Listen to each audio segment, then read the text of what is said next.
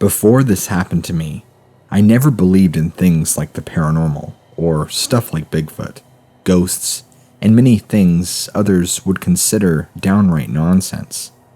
Now, I'm much more open to believing things we don't quite understand. I'm not sure if we encroached into its territory and it wanted us out, but we lived to tell our experience. We were in a multitude of situations that left us vulnerable to this creature, and we were gifted with being able to live and tell our story to others. So, I'm sharing this with you and hoping your audience takes heed. First off, I want to warn you and your audience that it's never safe to go hiking into uncharted wilderness without proper weaponry, and never go alone unless you 100% know what you're doing. We learned this the hard way. We never in a million years thought we would encounter what we did, but it's water under the bridge now. My brother, his longtime girlfriend, and I are all outdoor freaks. Not hunters by any means or anything of that sort, but we just love going on longer treks.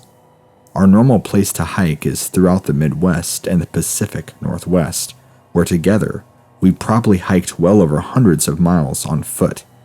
There's always just so much to explore and check out. You never know if you're going to take a step up on top of that plateau you're climbing to get an incredible view not many others have seen. We're always striving for that, and this time started off no different than any other time. Us three spent a lot of time together anyway, since we all loved being in the outdoors. We had grown close, and his girlfriend, whom for the story I'll call Sarah, was like family to me at this point. We set out on a 10-day hiking venture with one goal in mind: to hike around and sightsee the 3 lakes in Tahquamenon Falls State Park: Sheephead Lake, Clark Lake, and Betsy Lake. There's more than just those 3, but those are the ones we set out and planned to go check out. We prepared for this trip fairly well with more than enough rations and supplies to get us through. We started out at the brewery nearby and started our hike. We wanted to spend some nights by the lake and then at some point hike our way up to Whitefish Point to see the lighthouse. I want to say the lighthouse is only roughly 12-ish miles away from the 3 lakes. It wouldn't be that far away. We could hike in that day and it would only take maybe a day and a half. We made sure we set aside plenty of time to spend. Clark Lake is only a mile or 2 from the brewery, if my memory serves me correctly, that is. We spent a few nights camping out by the lake, having a great time. We would spend most of our time camping, and during the day, reading and lounging. Sometimes we would hike and hang out around the area and see what there was. In the first 3 days, we skipped around to each of the 3 lakes, relaxing, sightseeing, loving every bit. I want to say it was the night of the 3rd day it started. I had a small tent that I slept in, and they shared a small tent. My brother and Sarah woke me up in the middle of the night whispering my name. My brother was scared, and I couldn't quite understand in the moment why he had so much fear in his voice. He asked, "Do you hear that?" I'm half asleep, trying to comprehend what's going on, and I start to hear this heavy breathing right by my tent behind me. I'm lying on my side, facing my brother's tent. I freeze up. I'm thinking somebody is behind me and is either going to try and rob us or kill us. It was after a few of these deep breaths that I realized they were far too heavy sounding to be from a person. They had so much weight and bass to them, if that makes any sense. Basically, they were very deep. They sounded like they came out of huge lungs. This set me into even more of a panic, thinking it was some huge undiscovered bear or something. While all this is going on in my mind, I also realize this breathing isn't just right by my tent. It sounds like whatever this is coming from is not only massive in size, but tall. That the heavy gruffing was actually just very loud and not directly by the tent like I initially thought. It was starting to get louder, like it had no care to be quiet anymore. Then, it did something that made my brother's wife Sarah scream in her tent. It did this dog-like groan. I'm not sure how I can explain it to you to make sense. If you punish a dog, like tell him no in a stern, strong voice, and the dog will make this sad groaning sound. Only dogs do it that I know of. It was like that, but not a scolded kind of groan. It sounded irritated. I could feel the bass in its voice. That's how I truly understood how big this thing had to be, whatever the hell it was. It then started pacing around our tents. Heavy footsteps. We thought we were screwed. We didn't bring any weapons with us at all. I mean, I had a pocket knife, but didn't expect to do anything. My brother always carries a machete, but he says it's old and flimsy, so he doesn't really count it as a reliable weapon. We were paralyzed while this thing would make snorting sounds around our tent and continue onward, pacing. It made these strange, wet popping noises in its bones every time it stepped. We were honestly scared shitless, and I was convinced we were going to die in that moment. Then, it just went silent. The woods were still dead silent. There was no noise around us. I want to say I waited about 20 minutes, but it was probably much more. It was after that I broke the silence and tried to whisper to my brother if he was still there, and even awake. He was quiet, but he told me yes. I asked him, is it still around? He whispered back to me hesitantly that he didn't know. I waited there for probably another 20 minutes in silence before I somehow managed to find the courage to open my tent flap with my flashlight. Why I did this? I had to have peace of mind knowing it was truly gone in hopes of getting any sleep at all that night, if at all. I was going crazy if I didn't find out for sure.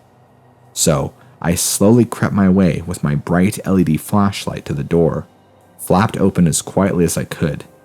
I didn't see anything upon my first look around. I was shaking so hard I couldn't keep my hand still. It was so quiet. I couldn't see anything near us. The quiet is what made me scared. Maybe it was hiding and waiting to ambush me. I had no idea. You could just feel the dread in your stomach. It was awful.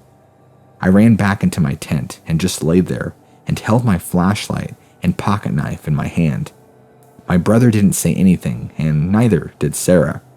I'm pretty sure they were both awake. I mean, how could you sleep after that just happened? We were too afraid to even whisper, I think. I must have just dozed off at some point of exhaustion and fear, because I woke up to the sunshine through my tent, and my brother calling my name. I panicked and jumped out of my tent, thinking there was something wrong. There wasn't. It was just him and Sarah, out of their tents sitting by a small fire. The sun had come up, and I don't know what time it was, maybe 7, 8 in the morning if I had to guess. They hadn't slept at all, and were telling me to observe these huge imprints left by our tent. They both seemed very unnerved.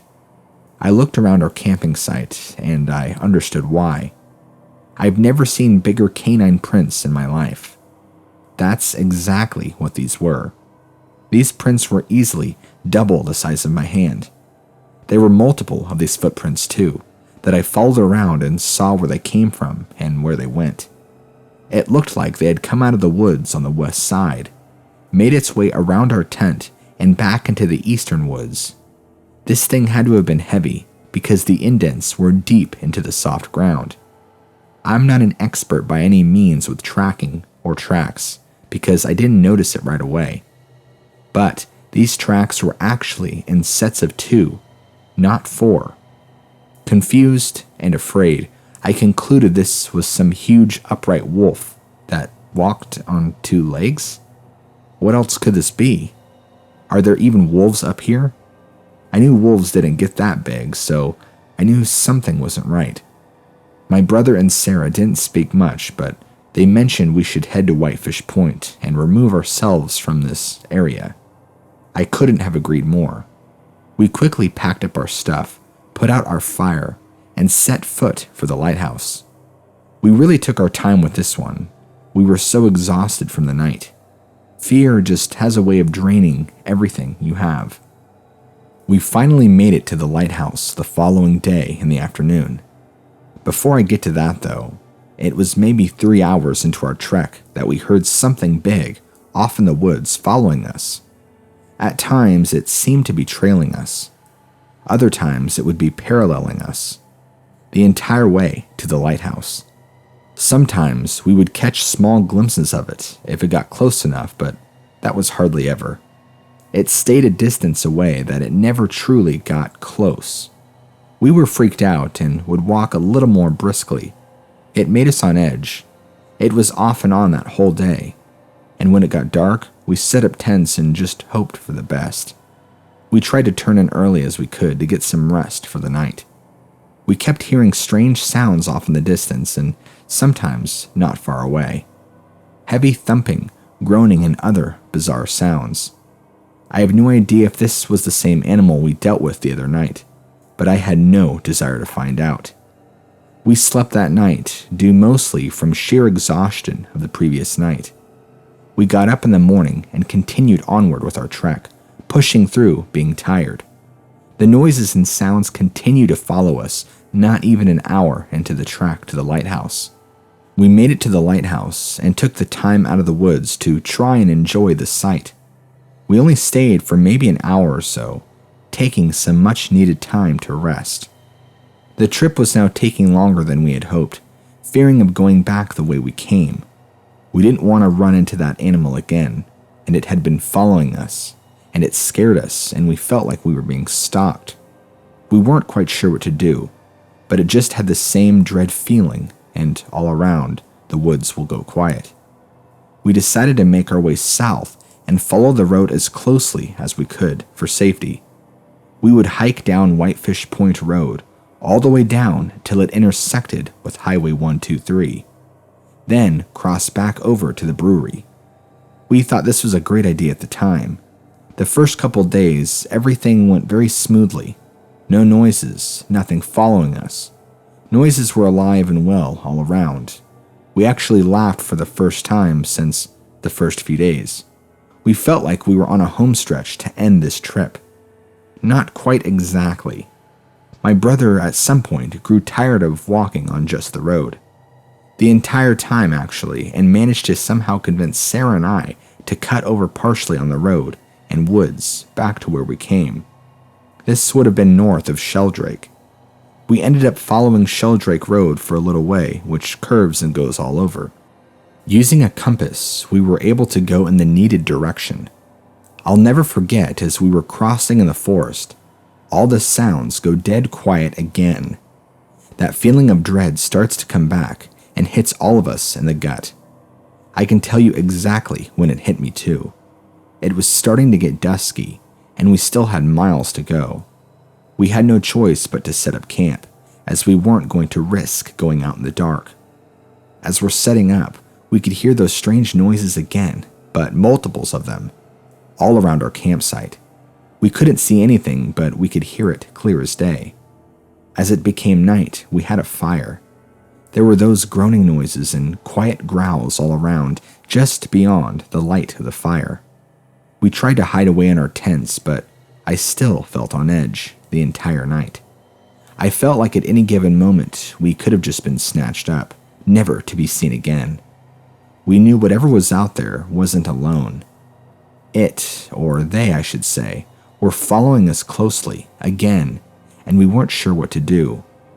No one got any sleep that night either. We were growing severely exhausted from the non-stop walking and little to no sleep. So much so that it was severely affecting our performance. What one person could walk in a day, maybe 5 to 10 miles, would now be taking us 3 or so days, due to exhaustion. We needed to get back to our car. I don't know why we never flagged anyone down and got a ride. I guess we were just so determined to make it back on foot the way we came. The sounds, they never stopped. The sound in the forest remained quiet, all night even into the morning. It was surreal, but also terrifying. We packed up again the next morning, rather quickly, and pushed as hard as we could to get back to the car by the pub. We ended up making it later that evening, but were followed all day long. It was even worse than before. Before, the sounds would come and go, and the one animal or so we assumed, would switch from trailing beside us to behind us. This time it was almost near constant. There were probably 5 to 6 of them surrounding us at all times, if I had to guess. They were close, within 50 feet I would say. Sometimes we freaked out that we were going to get grabbed. We managed to stay intact and not be grabbed by anything otherworldly. When we finally made it back to the pub and made it back to our car, it was the greatest relief you could ever imagine. It had taken more than 10 days for the entire trek, but that's okay. We made it out alive and sound. It's a good thing we brought more than enough supplies and rations to last us. Otherwise, we would have been screwed. We were so afraid but relieved to be out of the woods and heading back towards home. We had no plans of adventuring further into the northern Michigan woods again after this happened. We don't talk about it, and we don't know what it was that followed us exactly. I do suspect it was probably a territorial dogman. Now that I'm informed and knowledgeable on the subject, that's where I want to lean, but I didn't recognize the signs at the time this was happening.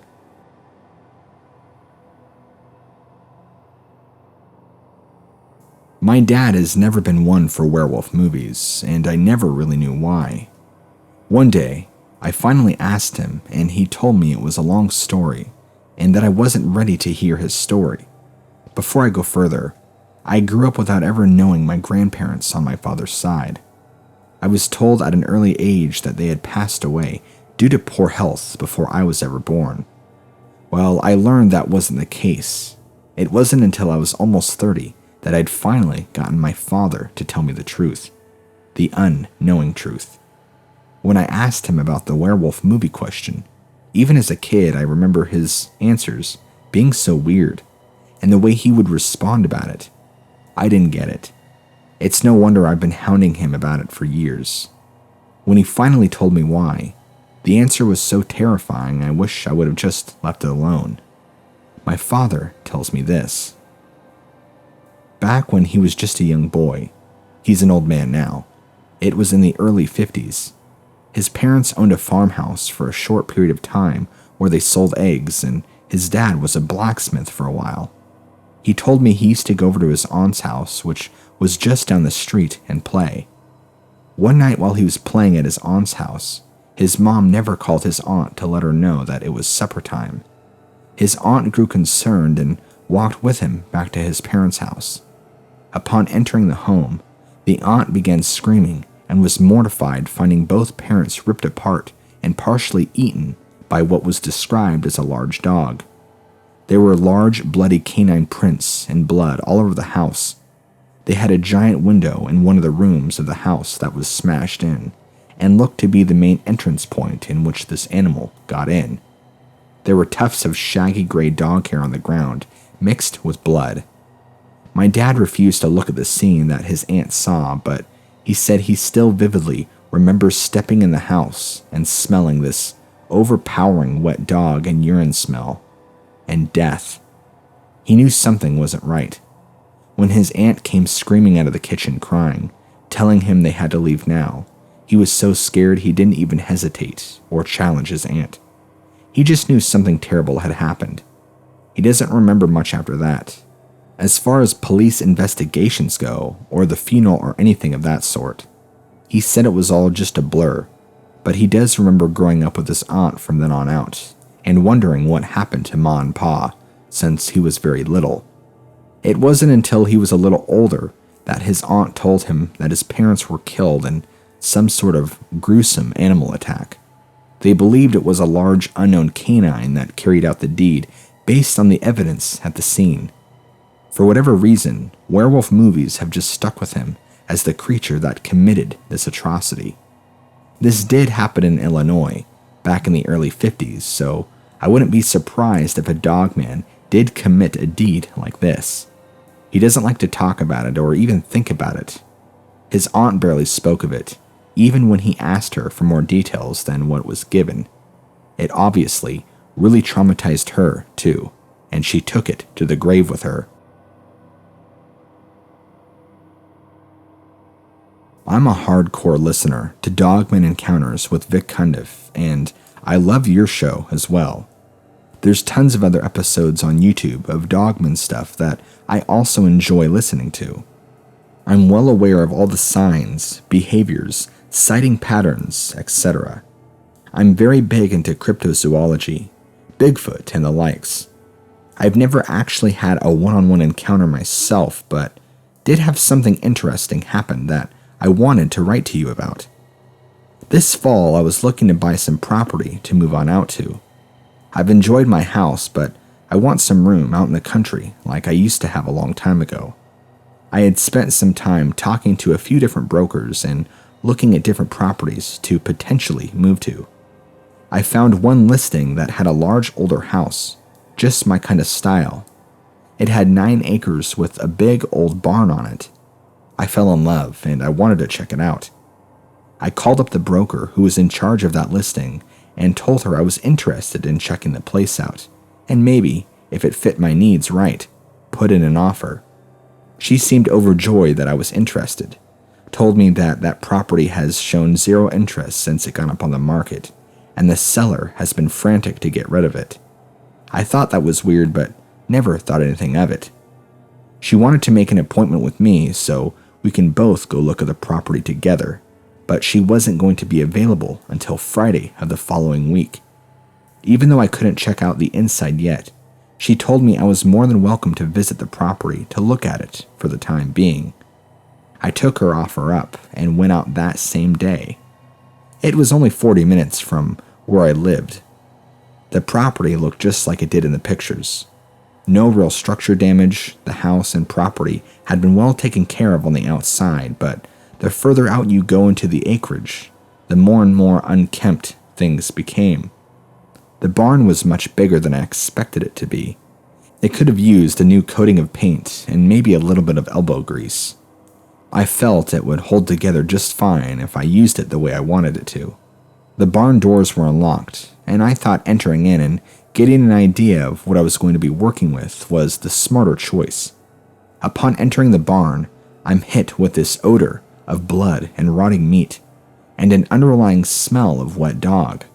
It had a dank, thick smell, a quality to it that I can't quite put my finger on. It stunk. But after a minute of standing there, all the warning signs in my head popped up, and my bells were ringing in my head like crazy. Dogman. Dogman. A dogman has been sleeping here, I just knew it. I tried to rationalize with myself that there was a reason for these odors, but I'm on private property that hasn't been lived in or visited for at least 5 months, and there's no reason any rotting meat would be in here. None of it made sense. I got the hell out of there, taking my warning signs as they should, and canceled my property viewing appointment. I've since looked at other places, but haven't quite found the right one yet. Maybe I'm wrong. Maybe there wasn't a dogman actually bedding down in that barn, but it really just set my triggers based on what I know from all of these encounters. I wasn't going to risk buying property with dogmen on it. I feel like I dodged a bullet. Still. Anyway, just wanted to let you know and hope your readers pay attention to the signs around them. You never know if these things are truly around. I didn't want to end up being one of those people that writes into you saying that, of course, they bought a property with one of these things on it. I am not going to be that guy. Back in 2002, I played with a small 4-piece rock metal band at the time. We were doing a small tour around the U.S. and were gaining some popularity and attention. We were never signed to a label, but we were able to self-fund our own record, and even built a small fan base around the Midwest and East Coast. We drove an old van that hauled us and our gear from gig to gig. For driving purposes, we tried to maximize our mileage, and every 4 hours we would switch drivers. It was me, the other guitar player, bass player, drummer, vocalist, and our merch guy. 4-hour shifts apiece. Our vocalist was driving when this happened, with our merch guy sitting in the passenger seat. I was just about getting ready to doze off in the back seat, while the other 3 guys were sleeping next to me and behind me. It was close to 1 a.m., I remember. We were in Missouri on the time and on our way to Kansas City for our next gig when we ended up colliding with this ugly motherfucking wolf dog. It ran from the right side of the road and was trying to cross, but it jumped right out in front of our van, the same way a deer would. We collided with it, and it went flying in front of our van. We pulled over, all of us just freaking the hell out and scrambling. Some of us, including myself, went out to look at what the hell we just hit. It was 1 a.m., and there weren't really any lights other than the van's headlights. We couldn't really see much of the details, but could make out that some of its face was weird. We hit this thing pretty good. The left side of its face almost looked to be crushed and caved in from our van, and had blood pouring all down its head. I think we crushed its skull from the inside.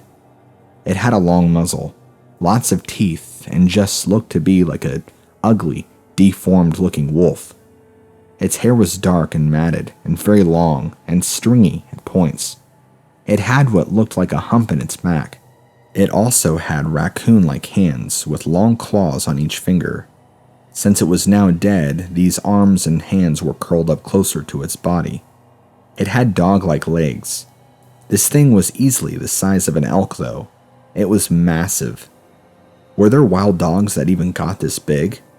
I hadn't a clue, and neither did any of us. We were all kind of freaking out at what the hell we hit. None of us had ever seen or heard of an animal looking like this before. Because we were in an accident, police had to be involved and a report written, and they just reassured us that it was an overgrown dog. None of us believed that, though. It didn't look like a wolf. It looked like its own thing.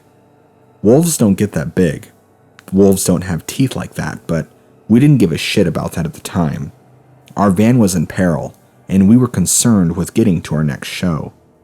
As far as damage to our van, it damaged the shit right out to the front side of our van pretty bad, and cost us a nice chunk of money to have it repaired. Luckily, we still made it to our gig that next day. It still stands out to me as one of the weirdest things that's ever happened to me while out on tour. So, I want to start my story off with asking a question. If you or your audience of readers has ever seen the movie Dog Soldiers, I believe they were truly onto something. Maybe they knew something the rest of us did not. I don't know. When I had my car accident back in 1993, those creatures in that film are exactly what I saw surrounding me in my car. There were 6 of them I saw, coming towards me. I'll never forget it.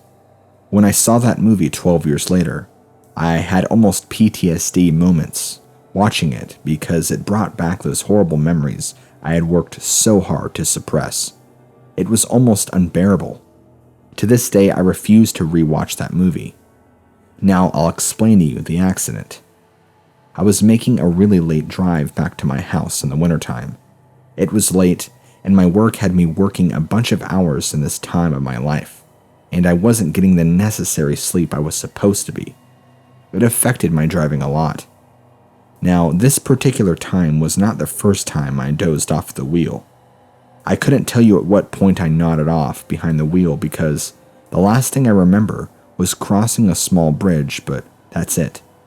All of it's blurred until I came to.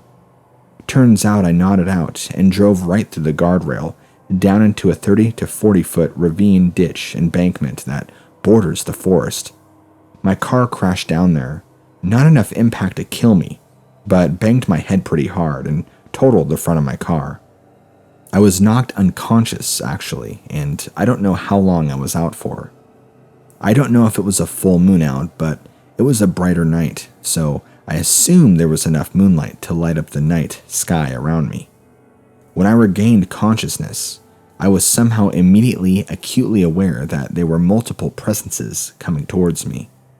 I seemed to sense this and opened my eyes simultaneously to my car, and noticed that it had nose-dived completely in the ditch. The front end was smashed to hell, and I was in a lot of pain, mainly my head. I had some blood coming down from the top of my head, but I was so pumped full of adrenaline that the pain and discomfort were hardly noticeable. Even though I was stiff, I knew I was hurting from the crash. The sense of dread that I felt, words can't describe it. I've never had an urge like that to get out of there, or else I'll die. That feeling was so strong. I started panicking, trying to undo my seatbelt and open the door, when I look out through my broken windshield and see these werewolf-looking beings approaching my car. They were tall, gray and dark-colored. They walked on 2 legs and feet just like a man does, but had the upper body of a wolf. There was at least 6 of them. They all looked about the same with minor coat color differences. Their eyes glowed in the same way eyes glow when headlights hit them. I fell out of my car and scrambled up as fast as I could and back up to the road. I have no idea how I did it. I know, I might sound crazy. How could I do all that if I just got into a car accident? Let me tell you, adrenaline does crazy things to your body. After I got back up onto the road, there was a car coming in the opposite direction that I waved down and got help. I got an ambulance right there. I can't believe just how beat up and cut up I was. I hit my head pretty good, almost a near fracture, but no damage. Just lots of cuts and bruises. Nothing major. As far as those creatures go, I never looked back after I saw them and scrambled up onto the road. I don't watch horror movies really, except for a few here and there. I never really thought of them as actual werewolves, even though they looked just like it. However, one thing that really bothered me was seeing the movie Dog Soldiers, as I explained. The werewolves in that movie look almost identical to the small pack I saw that evening. I can't watch that movie because of that. When I saw that movie, I had trauma come to me from it. I don't know what their plans were, nefarious or benign. They were approaching quickly through the dense vegetation that surrounded the crash and spread out. As to surround me, of course. Well, I should mention that even though it was wintertime, there was still thick branches and stuff, so it wasn't necessarily dense vegetation as it was dense, dead vegetation. Anyway, I digress. I did get a feeling, though, deep in my gut that they had ill intentions, that these were bad and going to kill me. I wasn't going to stick around to find out, as long as I was conscious and not paralyzed. Anyway, I hope you enjoyed my story.